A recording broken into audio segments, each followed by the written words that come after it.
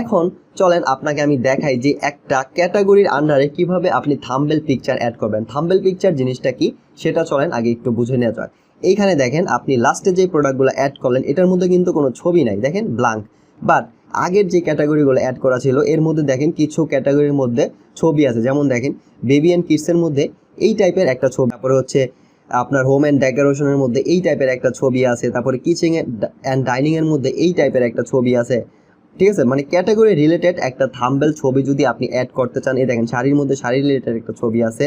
So আপনি আপনার মতো ক্যাটাগরি অনুযায়ী একটা ছবি দিতে পারেন, তাহলে আপনার কাস্টমার যখন এখানে আসবে নাম পড়ার চেয়ে সে যদি ছবি দেখে তাহলে কিন্তু সে আরও একটু ভালো বুঝতে পারবে, আবার আপনার ওয়েবসাইটটা দেখতেও সুন্দর লাগবে। সো এই জন্য আপনি প্রত্যেকটা ক্যাটাগরির মধ্যে একটা থাম্বনেল ছবি সেট করতে পারেন। তো এই জিনিসটা কিভাবে করবেন চলেন সেটাই এখন দেখা যাক।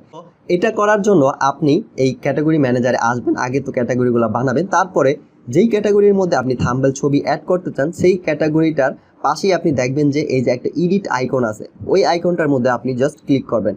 ওইটাতে ক্লিক করার পরেই আপনি এইরকম একটা ওই ক্যাটাগরির এডিট পেজ আপনি পেয়ে যাবেন।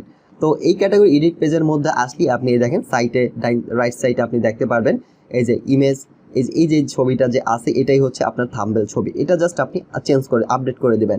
আপডেট করার জন্য কি করবেন, এই দেখেন আগে থেকে আপনি ছবিগুলো ম্যানেজ করে রাখবেন, তারপরে জাস্ট চোজ যেই ফাইলটা আছে এই চোজ ফাইলের মধ্যে ক্লিক করবেন এবং তারপরে আপনার ছবি আপনি যেখানে রাখছেন সিম্পলি সেখান থেকে ধরেন এটাকে আপনি সিলেক্ট করবেন, ক্লিক করবেন, ক্লিক করে এখানে ওপেন করবেন অথবা ডাবল ক্লিক করবেন, তাহলে দেখবেন এটা এখানে সিলেক্ট হয়ে যাবে। তারপরে just confirm and update thumbnail এটার মধ্যে আপনি ক্লিক করবেন, তাহলে দেখবেন এটা আপডেট হয়ে যাবে, আপনার ছবি এখানে সেট হয়ে যাবে।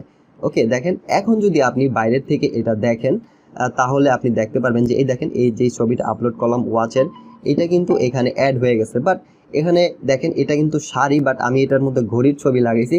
হ্যাঁ, এটার জন্য আবার কনফিউজ হবেন না, আমি জাস্ট আপনাকে দেখানোর জন্য লাগাইলাম। আপনি যখন যেই প্রোডাক্ট মানে লাগাবেন, যেই ক্যাটাগরির থাম্বনেল ওই রিলেটেড কোনো ছবি লাগাবেন। আমার কাছে জাস্ট আপাতত এইটাই আছে, আমি জাস্ট আপনাকে লাগিয়ে দেখালাম। লাগানোর প্রসেসটা জাস্ট আপনি দেখে রাখেন, পরবর্তীতে আপনি আপনার পছন্দ মতো ওই ক্যাটাগরি রিলেটেড একটা ছবি লাগাবেন, তাহলেই হবে। বাট আপনি যদি আমার মতো এরকম উল্টাপাল্টা ছবি লাগান তাহলে কিন্তু অনেক খারাপ কিছু হয়ে যাবে আই থিঙ্ক আপনার ওয়েবসাইটের সাথে, আপনার কাস্টমারের সাথে। আচ্ছা যাই হোক, আশা করি আপনি এটা করবেন না। তারপরে চলেন জিনিস আই থিঙ্ক আপনি বুঝতে পারছেন কীভাবে আপনি থাম্বনেল পিকচার অ্যাড করবেন। এইরকম আপনার কাছে যত ক্যাটাগরি আছে, ধরেন আপনি এখন এটার মধ্যে করলেন, আবার ধরেন টি শার্টের মধ্যে আপনি যাবেন, এটার মধ্যে পাশেও দেখবেন যে একটা এডিট বাটন আছে, এখানে আসবেন, এখান থেকে সেম প্রসেস। তারপরে ধরেন আবার এখানে আসবেন, ধরেন এই শাড়ি জামদানি শাড়ির মধ্যে আপনি একটা দিবেন, ধরেন এই যে এডিট আইকনে ক্লিক করবেন। প্রত্যেকটা ক্যাটাগরি আপনি কিন্তু দেখেন আলাদা আলাদা থাম্বনেল পিকচার অ্যাড করার অপশন পাবেন, যেটার পাশে আপনি ক্লিক করবেন, যেই ক্যাটাগরির পাশের এডিট আইকনে আপনি ক্লিক করে যাবেন ওইটারই থাম্বনেল পিকচার চেঞ্জ হবে যখন আপনি চেঞ্জ করবেন।